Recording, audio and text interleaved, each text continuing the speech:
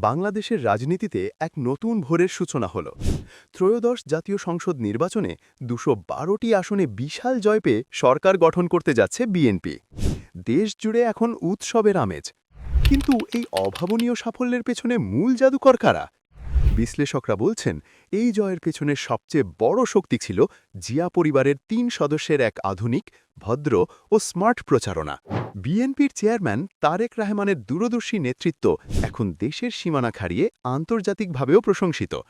নির্বাচনে স্পষ্ট জয়ের পর তাকে অভিনন্দন জানিয়েছেন ভারতের প্রধানমন্ত্রী নরেন্দ্র মোদী এবং পাকিস্তানের প্রধানমন্ত্রী শাহবাজ শরীফ। তারেক রহমান প্রমাণ করেছেন, ব্যক্তিগত আক্রমণ নয়, বরং জনগণের অধিকার আর উন্নয়নের রোডম্যাপ দিয়েও মানুষের মন জয় করা যায়। তার শান্ত ও যুক্তিপূর্ণ বক্তব্য ভোটারদের মাঝে আগামী সমৃদ্ধ বাংলাদেশের স্বপ্ন বুনে দিয়েছে। এবারের নির্বাচনে জুবাইদা রহমান ছিলেন এক বড় আলোচনার কেন্দ্রবিন্দু।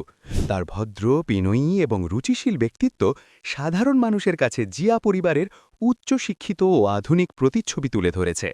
রাজনীতিতে এমন শালীনতা এবং পারিবারিক আভিজাত্য বাংলাদেশের সাধারণ ভোটারদের বিএনপির প্রতি আরও আস্থাশীল করে তুলেছে। আর তরুণ ভোটারদের কাছে এক বড় চমক ছিলেন জাইমা রহমান। সরাসরি রাজনীতিতে না এসেও তার স্মার্ট উপস্থিতি এবং ইতিবাচক ইমেজ তরুণ প্রজন্মের কাছে তাকে নতুন দিনের নেতৃত্বের প্রতীক হিসেবে দাঁড় করিয়েছে। সোশ্যাল মিডিয়ায় তার আধুনিক চিন্তাভাবনা বিএনপির নির্বাচনী বার্তাকে তরুণদের কাছে পৌঁছে দিতে ম্যাজিকের মতো কাজ করেছে। দীর্ঘদিন পর দেশের মানুষ এমন একটি প্রচারণা দেখল যেখানে তর্কের চেয়ে যুক্তি আর গালির চেয়ে ভদ্রতা বেশি গুরুত্ব পেয়েছে।